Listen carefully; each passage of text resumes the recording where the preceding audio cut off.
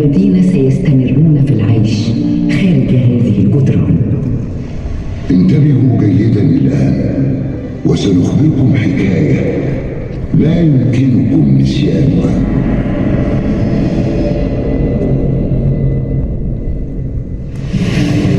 في البداية كان البحر والسماء وقرية صغيرة، ولم تكن معه الإسكندرية. كان اسمها راقودة، قرية بسيطة وناس بسطاء. وكان أوزوريس إله.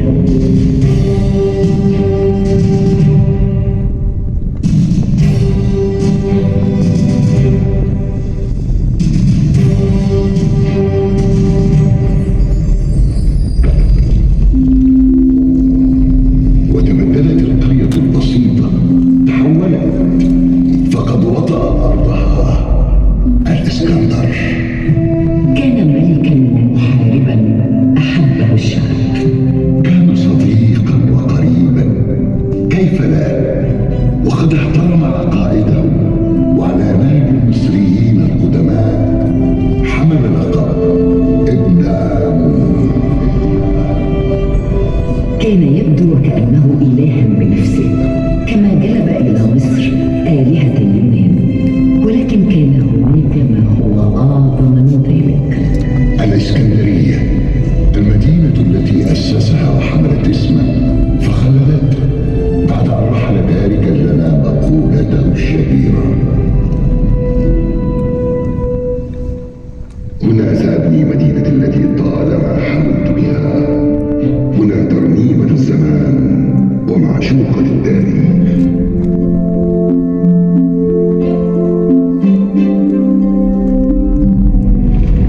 كانت أرضا خصبة، فنهر النيل عبر فروعه يمدها بالمياه العذبة. مياه عذبة وبحر وميناء. هنا كان المكان الذي سيبني فيه الإسكندر مدينته الخالدة، الإسكندرية.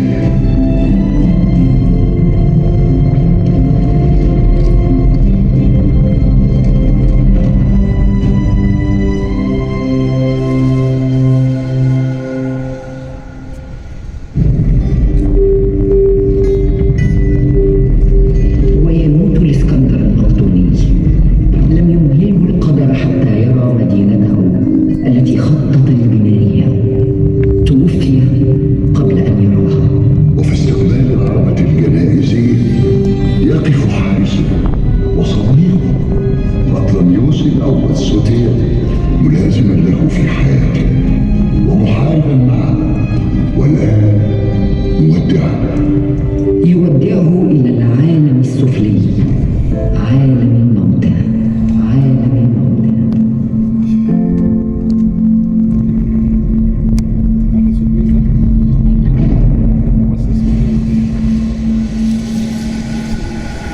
ومع ذلك فلأنها الإسكندرية ولأنها خالدة ستكمل مسيرتها، تنهض وتعلو وتزدهر. ويتوج بطلميوس سوتير ملكا على مصر خلفا للإسكندر. وتنتقل العاصمة من منفس إلى الإسكندرية، لتتحول تلك المدينة الخالدة لمقر حضاري وثقافي، بل وتصبح عاصمة لمصر لمدة 1000 عام. من عام 305 قبل الميلاد حتى عام 641.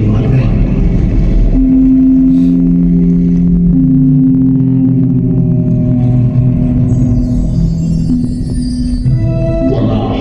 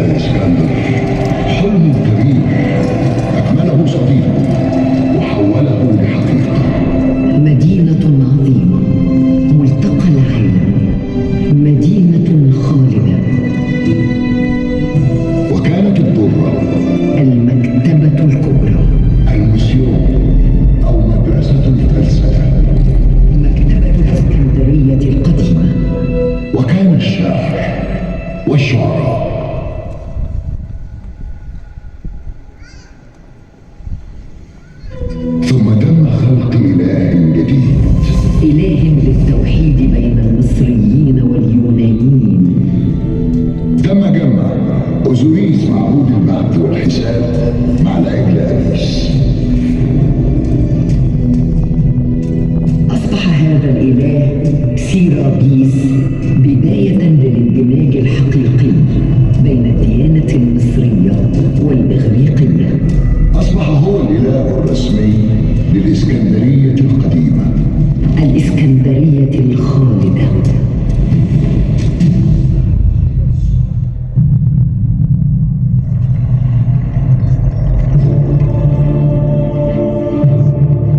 وفي عهد بطليموس الثاني فيلادلفوس بلغت المدينة ذروة مجدها، فقد أمر بجلب المخطوطات الثمينة إلى مكتبتها المذهلة، المكتبة القديمة، مكتبة الإسكندرية. منارة العلم، المدينة المتفردة الإسكندرية، أكبر وأعظم عاصمة في العالم. فعلا كانت عاصمة النور والمعرفة في العالم القديم.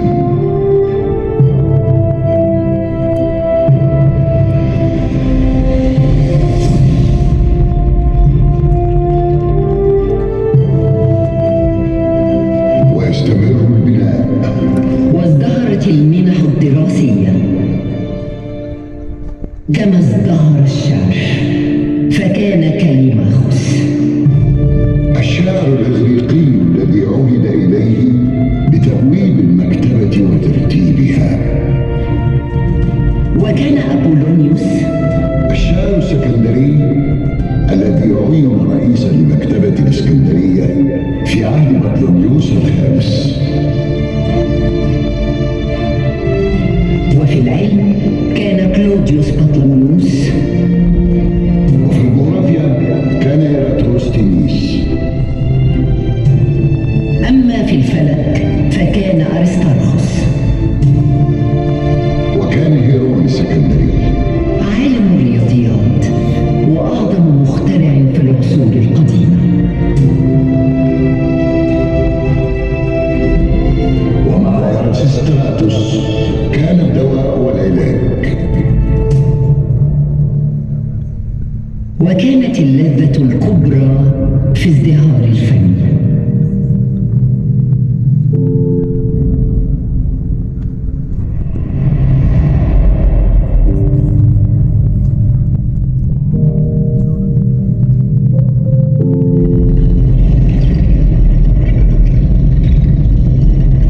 أما الإنجاز الأكثر إثارة لبطليموس الثاني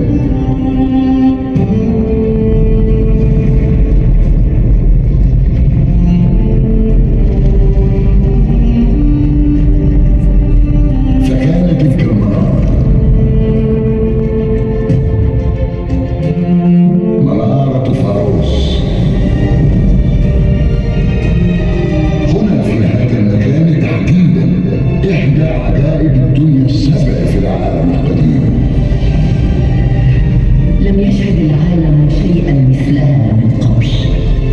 كانت تفوق الخيال.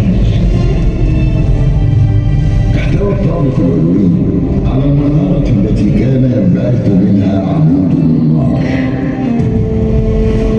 وظلت المنارة مضاءة أثناء الليل لتتحول إلى عمود من الدخان أثناء النهار.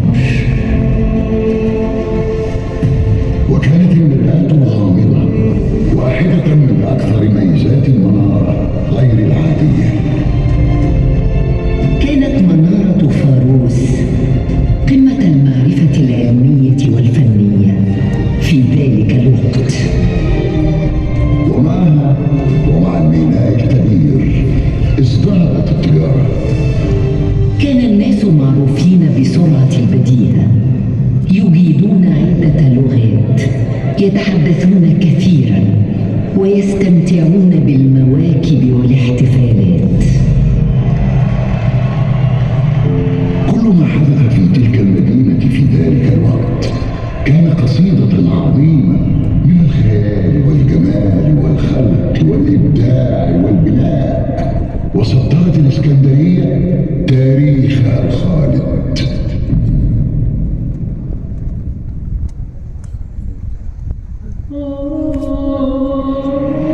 ثم كانت كليوباترا السابعة ابنة بطليموس الثاني عشر ملكة مصر وآخر ملوك البطالمة.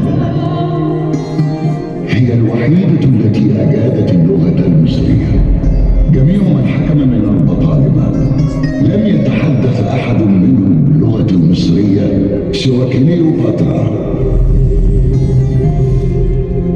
والتقت كليوباترا بيوليوس قيصر الإمبراطور الروماني الذي ساعدها لاستعادة عرشها. كل من جاء إلى هنا سحرته هذه الأرض.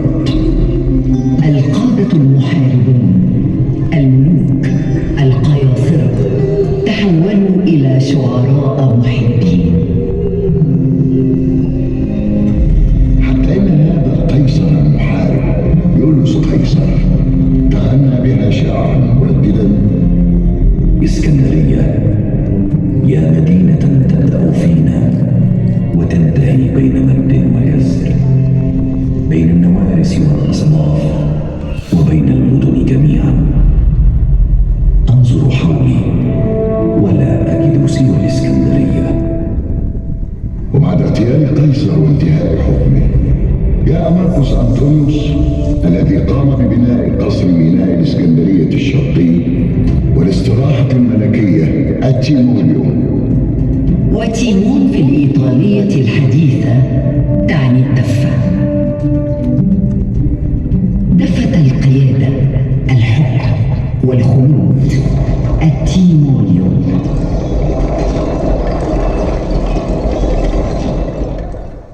ولكن تدور المعركة آخر الحروب الأهلية الرومانية، موقعة أكتيوم بين القائدين الرومانيين أوكتافيوس وماركوس أنطونيوس. كان أسطول أنطونيوس مدعوما بأسطول محبوبته كليوباترا، ولكن المعركة كانت حاسمة. انتصر أوكتافيوس لتنهار دولة البطالمة في مصر.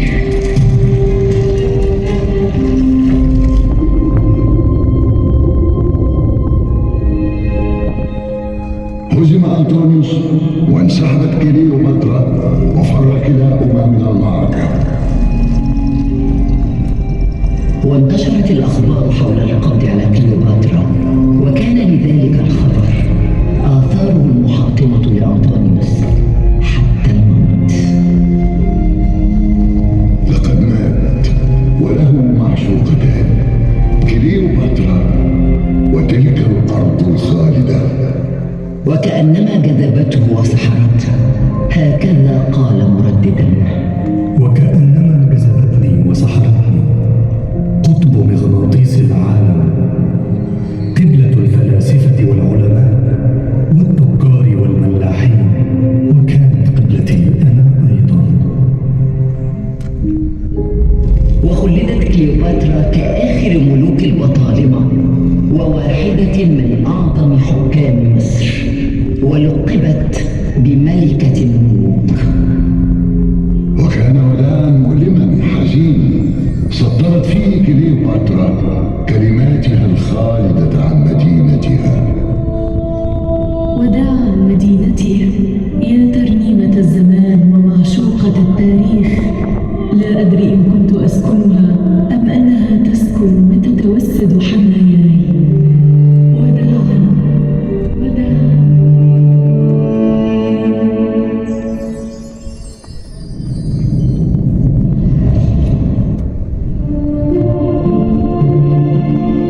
وكان عصر روما.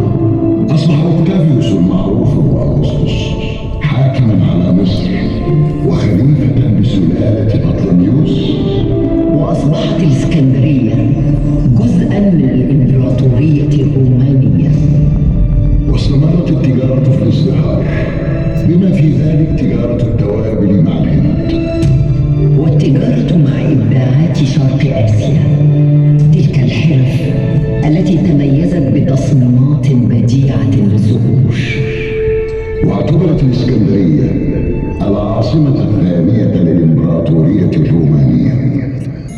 كان هناك علم عظيم وتعلم مستمر بالكتب، العلم، الطب، الدراما والأغنية. وسطر تقويم جديد يعكس تأثير الإمبراطورية الرومانية. وكان نيرون هو خامس أباطرة الإمبراطورية الرومانية وآخرها.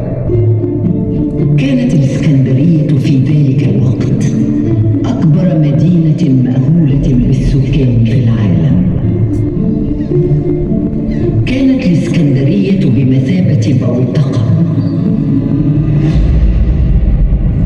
ينصهر فيها مزيج من الديانة المصرية، الفلسفة اليونانية، الديانة الشرقية القديمة، وطوائف أخرى جديدة وغامضة. وفي العصر الروماني ظهر الدين المسيحي، وكان مرقس الإنجيلي أول من دعا ورسخ للمسيحية في مصر. أما القديس كليماندوس السكندري فكان أبا الفلسفة المسيحية، ووصف بأنه كان مملوءا من كل حكمة. وفيما بعد جاء العلامة أوريجينوس. هؤلاء الرجال دمجوا المبادئ اليونانية في الديانة المسيحية.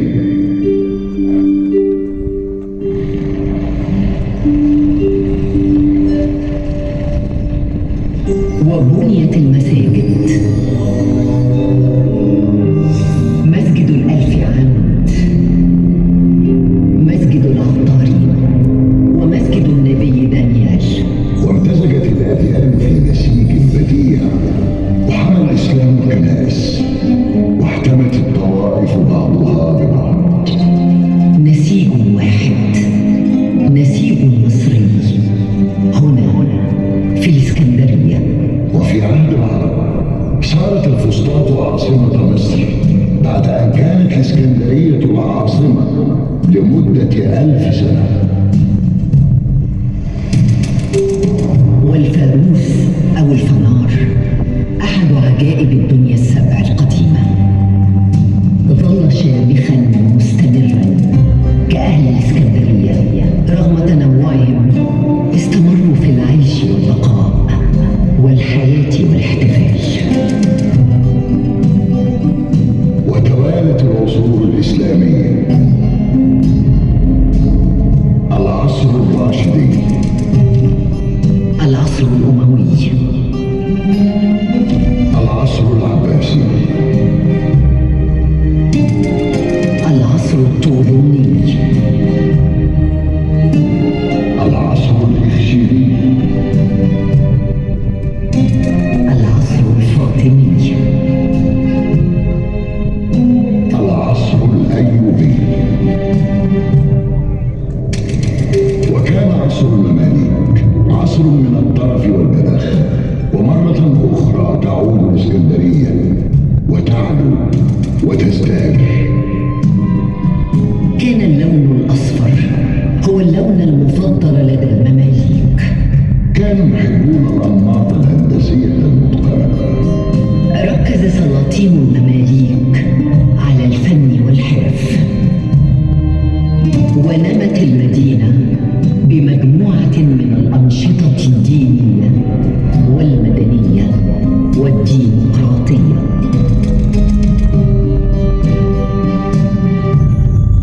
قاموا بتحصين المدينة بالقلاع والهياكل الدفاعية.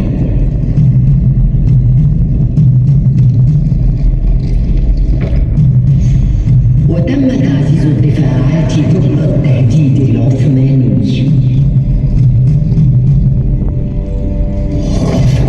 وعادت الإسكندرية من جديد أحد مراكز التجارة العالمية. وإلى وإليها هاجر الفنان والحرفي.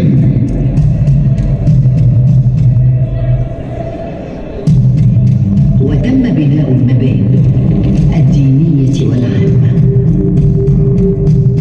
المدينة تنمو وتتحول مع المباني.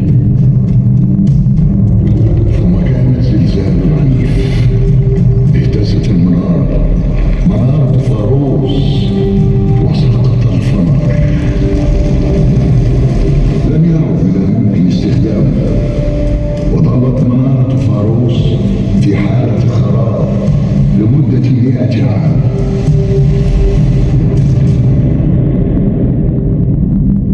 وخلال حكم المماليك كان حكم السلطان قايتباي من أزهى عصور الحكم.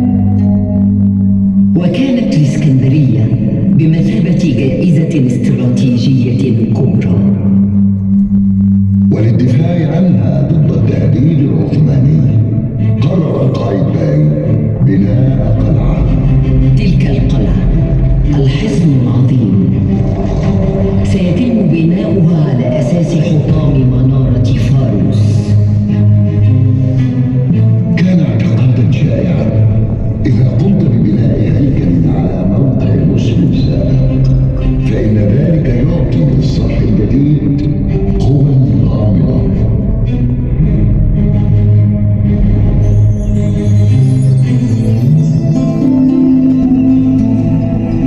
وعبر زمان كان جدران تلك القلعة مثلها مثل شعب مصر، تحملت وبقيت.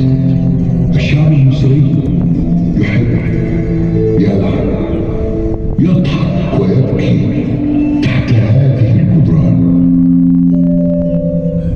ثم جاء العثمانيون وتولى محمد علي باشا السلطة وأصبح واليا على مصر. وفي عهده ازدهرت الإسكندرية مرة أخرى، وبدأ إصلاحات واسعة النطاق لتحديث مصر، حتى أطلق عليه مؤسس مصر الحديثة. كانت هناك نهضة عظيمة تجارية وثقافية. كان عهدا من البعث الجديد لمصر العظيمة.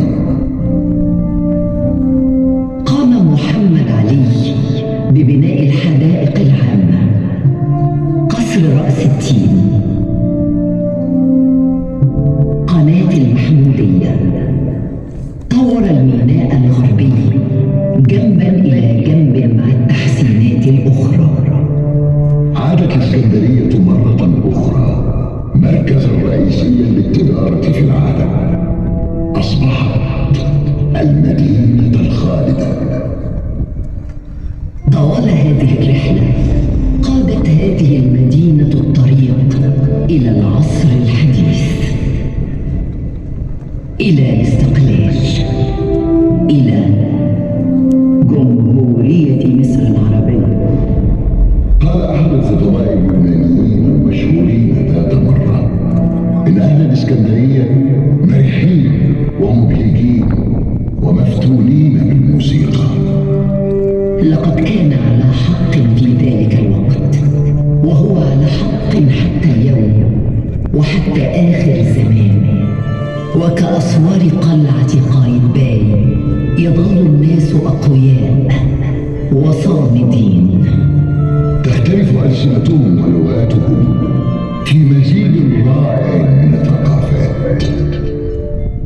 كل من يعيش يحب، يضحك، يجادل. الجميع جزء من عائلة ذات تراث قديم، عائلة متحدة وقوية صامدة. حقا إنها المدينة الخالدة.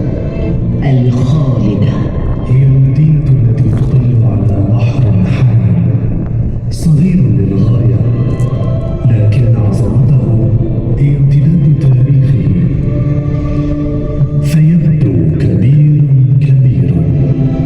هكذا وصفها الكاتب الإنجليزي لورنس دايل عندما ألف عنها سلسلة روايات سميت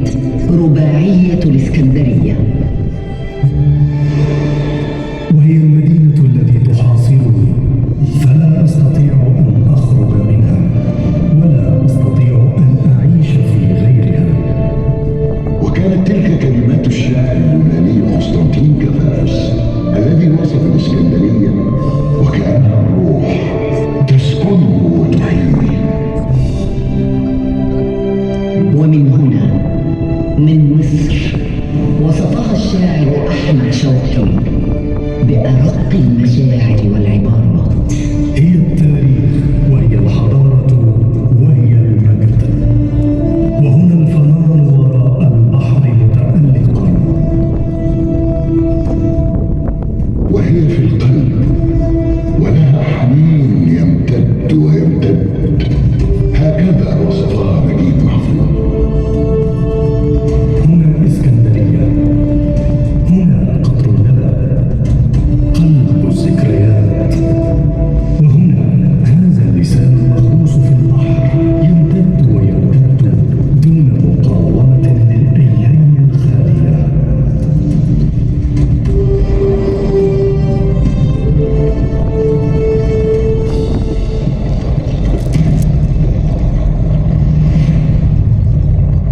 وتبقى شاهدة درة المدينة الخالدة، وأهم قلاعها قلعة قايتباي.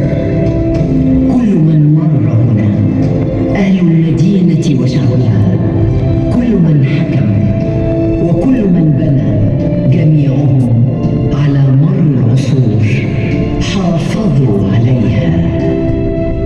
وستبقى مضيئة وساحرة.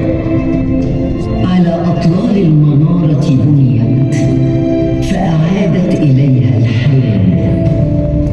وعلى أرض الإسكندرية بقيت وستبقى. أنا الإسكندرية وهذه قلعتي، هنا سحري وقوتي. وأنا التاريخ، وهذه صفحة منه، صفحة غالية خالدة. هنا كانت الإسكندرية وبقيت وستظل ما دامت الأرض وما دامت الحياة، بل إنها الحياة. إنها الحياة الخالدة.